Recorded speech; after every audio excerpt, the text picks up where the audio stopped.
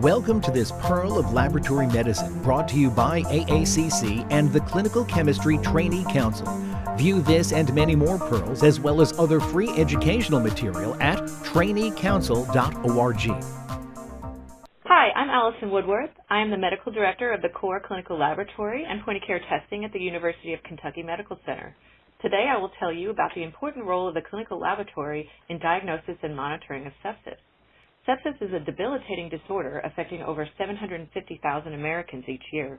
Worldwide, the incidence of sepsis is greater than 1.8 million cases and continues to rise.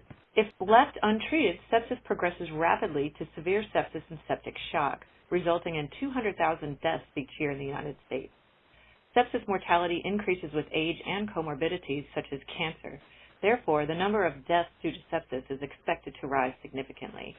U.S. hospital costs for sepsis are greater than $15 billion per year, with an uptrend of 12% each year. The increasing costs are largely due to the increasing prevalence of severe sepsis in the intensive care units, where septic patients are thought to make up over 40% of the population. In fact, it is the leading cause of death in the medical, trauma, and non-cardiac ICUs. In order to understand why sepsis causes such significant morbidity and mortality, we must understand its pathobiology. Early sepsis is an insidious process that begins with a host's response to infecting pathogen. Normally, the response involves localization and control of the bacterial invasion and then initiation of repair of injured tissue through the activation of macrophages and release of both pro- and anti-inflammatory mediators. If the mediators are in balance and the infecting agent is killed and phagocytosed, then homeostasis is restored. Sepsis begins when the host response process is no longer localized. In globalized inflammation or systemic inflammatory response syndrome, pro-inflammatory cytokines act directly or indirectly through secondary mediators to induce fever, leukocytosis, and activation of endothelial cell function and the coagulation cascade. This leads to global cell damage, mitochondrial dysfunction, and tissue injury and organ dysfunction. If not adequately treated, significant cellular damage and tissue hypoxia leads to organ failure and ultimately death. In 1992, the American College of Chest Pain Physicians and Society of Critical Care Medicine got together to develop consensus guidelines for diagnosis and treatment of sepsis. The group later became known as the Surviving Sepsis Campaign. The first step was to put forth definitions for SIRS and sepsis. SIRS, or Systemic Inflammatory Response Syndrome, was defined clinically. Patients met SIRS criteria when he or she had at least 2 out of 4 of the following: high or low body temperature, high or low white count, an elevated heart rate and or respiratory rate. They went on to define sepsis as the presence of SIRS in a patient with a documented infection. This was the quote-unquote gold standard for the diagnosis of sepsis. A uniform definition of sepsis led to significant improvement in the quality of the research studies and in treatments. However, it has its caveats. In particular, identification of pathogens is most commonly achieved by culture. Depending on the pathogen, cultures may take a long time to grow and are subject to significant contamination, resulting in both false positive and false negative results.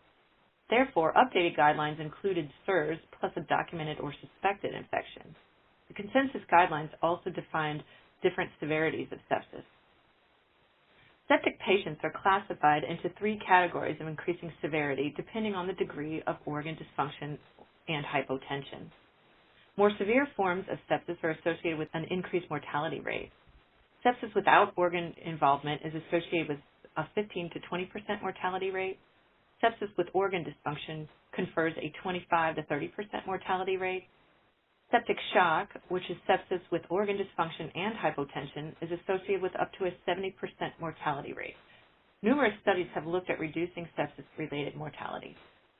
In this multi-center study of over 2,700 ICU patients with septic shock, the authors demonstrate that the earlier septic shock is identified and treated with antimicrobial therapy, the better chance of survival. Septic shock is defined as time of onset of hypotension. The x-axis shows increasing amount of time since septic shock in hours. The red line represents the fraction of patients surviving to hospital discharge, while the blue line represents the percentage of patients in whom antibiotic therapy was initiated with increasing time. Survival is significantly higher in those patients who had early initiation of antibiotics. Therefore, rapid identification of sepsis early in its pathobiological process is critical. The definition of sepsis has continually been refined since the original in 1992, and with that came new recommendations for therapy targeted to specific signs and symptoms associated with the disease. In 2002, Sepsis 2 came out, and along with it, the recommendations for early targeted treatment of sepsis with antimicrobials and fluid resuscitation based on the patient's laboratory values and physical exams. In 2004, the Surviving Sepsis Campaign published its first recommendations for evidence-based diagnosis and treatment of sepsis. Many trials and iterations of the sepsis definition and Surviving Sepsis Campaign goals led to complicated diagnostic criteria, attempting to identify patients earlier and earlier in the disease process. However, in 2016, a new sepsis definition, Sepsis 3, was published in JAMA, followed by a 2017 revision to the Surviving Sepsis Campaign recommendations for therapy. The new definition was quite different and did not focus on early disease, but instead more severe disease. Instead of a complicated diagnosis, they defined sepsis clinically and related it to outcomes. Sepsis was defined as a life-threatening organ dysfunction caused by a dysregulated host response to infection. They went on to clarify this definition to include a documented or suspected infection and a SOFA score greater than 2. Sequential organ failure, or SOFA score, assesses the degree of failure across several organ systems, including liver, kidney, respiratory, cardiovascular, coagulation, lung, and CNS. The septic shock definition is similar to before in that it is a subset of septic patients with hypotension and cellular and metabolic abnormalities associated with a greater risk of mortality. Clinical parameters include patients who require vasopressor therapy to maintain arterial pressure and a lactate over 2 millimoles per liter. The definition is specific for inpatients, but in the ED they found that patients with a suspected infection and a quick SOFA or Q-SOFA score greater than 2 are associated with poor outcomes. Q-SOFA includes an elevated respiratory rate, ultramental status, and low blood pressure. Despite the change in diagnostic criteria for sepsis, our goals remain the same: to identify and treat septic patients early and personalize the therapy for their stage of disease. In the laboratory, we support these goals in several ways, including reporting of accurate and timely test results, educating clinicians on the clinical utility of relevant lab tests in sepsis, helping clinicians to properly utilize and interpret lab testing, and discovering new biomarkers. There are over 200 biomarkers identified in the literature as potentially useful in the diagnosis, prognosis, and monitoring of sepsis. However, only a handful are recommended for routine use in sepsis management. Lactate, which is an end product of anaerobic glycolysis, is increased in various clinical situations, including in patients under excessive energy demands and those with depleted oxygen supply in the blood or to the tissues, as in hypoperfusion associated with septic shock. Lactate is also increased in patients with impaired cell metabolism or gluconeogenesis. Patients with severe sepsis and septic shock typically have elevated lactate concentrations. Patients with very early in the septic pathobiological process without organ dysfunction or hypotension typically do not have elevated lactate. Therefore, the clinical utility of lactate measurements is in the management of the septic patient. In fact, Surviving Sepsis Campaign guidelines suggest that lactate should be measured within 6 hours of presentation. An elevated lactate is an indicator of severe sepsis or septic shock, increased mortality, and fluid resuscitation should be initiated. Lactate clearance, defined by the percent decrease in lactate in 6 hours, is associated with response to therapy and overall survival. If the initial lactate is elevated, a second lactate measurement should be drawn within 6 hours of presentation. A clearance of greater than 10% within 6 hours is associated with a better prognosis and response to therapy. New recommendations are to use lactate to guide therapy. In 2013, the Surviving Sepsis Campaign guidelines also mentioned 2 other biomarkers, procalcitonin and C-reactive proteins, which may be elevated in septic patients. Procalcitonin, the 116 amino acid prohormone of calcitonin, when synthesized in the thyroidal C cells, the N-terminal sequence of procalcitonin, or PCT, is proteolytically cleaved to form calcitonin. In non-thyroidal cells, inflammatory mediators like TNF-alpha upregulate PCT synthesis. Non-thyroidal cells lack enzymes to cleave its signal sequence. Thus, PCT is secreted unprocessed into the circulation. PCT synthesis is inhibited by interferon gamma and theoretically should not be present in virally induced sepsis. PCT concentrations are elevated in sepsis, and the degree of elevation is associated with severity of disease. However, because PCT is upregulated by pro-inflammatory cytokines, it is also secreted in response to non-infectious inflammation.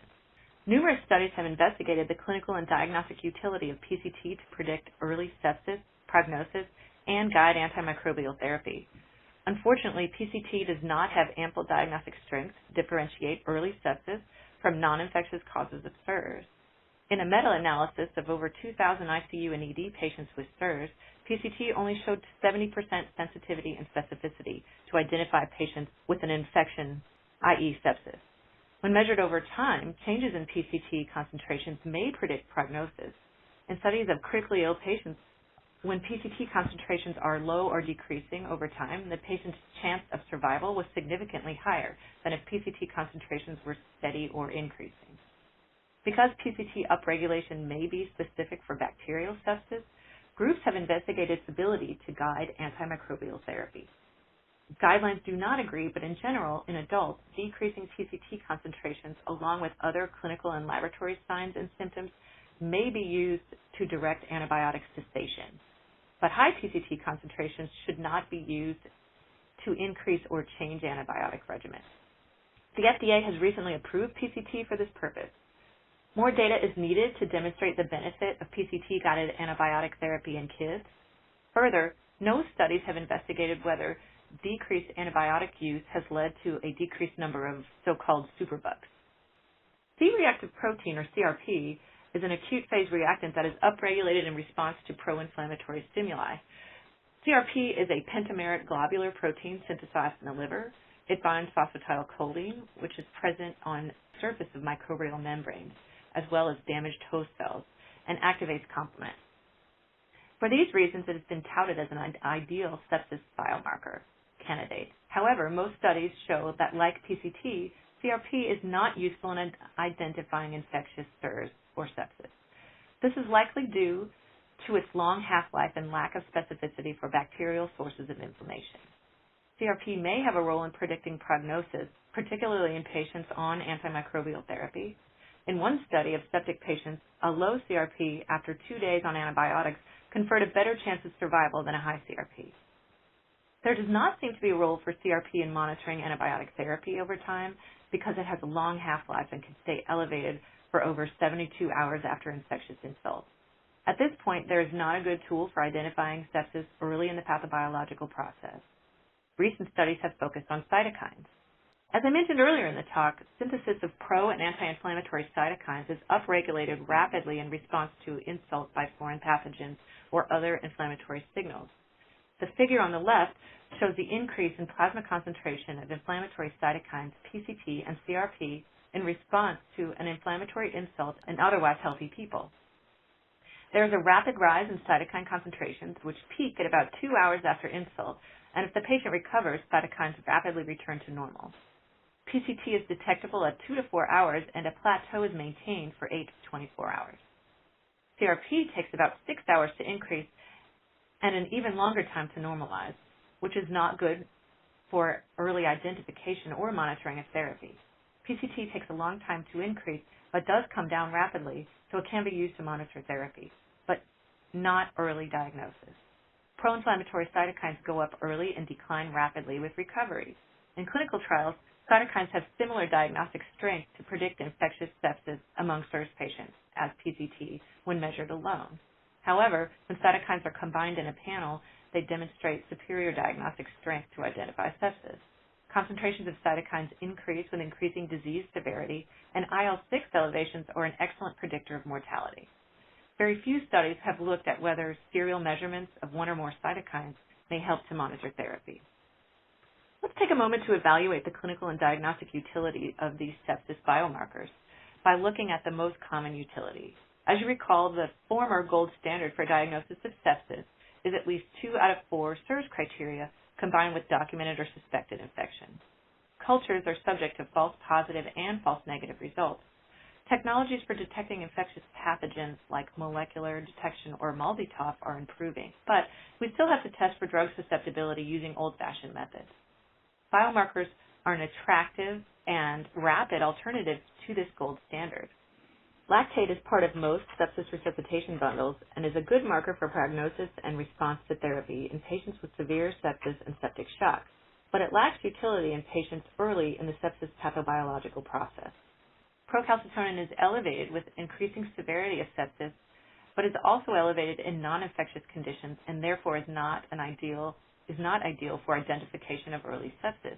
It does have utility in helping clinicians determine when to discontinue antibiotic therapy. CRP has some utility to predict prognosis, especially in septic patients that are already on antibiotics. However, its long half-life makes it impractical to monitor therapy. Like PCT and CRP, cytokines are upregulated in response to many inflammatory stimuli and are not specific for sepsis. Cytokines do have a role in predicting prognosis. Recent studies suggest that panels consisting of multiple biomarkers may identify infectious SIRS early in the process as well as predict prognosis. More studies are needed to determine the utility of multi-marker panels to guide therapy. At this point, only lactate is standard of care in most hospitals. PCT's use is increasing. Sepsis is among the leading cause of death in hospitalized patients, and its prevalence is rising. The pathobiology of sepsis is complex, but begins with global inflammatory response to an infecting pathogen. Clinical signs and symptoms, like fever, elevated respiratory rate, or heart rate, are common among numerous inflammatory conditions, and no single biomarker to date can accurately identify an infectious cause of systemic inflammation. Thus, diagnosis of early sepsis is challenging. Lactate is a good predictor of patients with severe sepsis or septic shock, as well as response to sepsis resuscitation therapy. Inflammatory markers like procalcitonin, CRP, and cytokines can predict prognosis. Procalcitonin can also be used to guide cessation of antibiotic therapy in adult septic patients. Newer studies demonstrate the superior diagnostic strength to identify early sepsis when biomarkers are combined.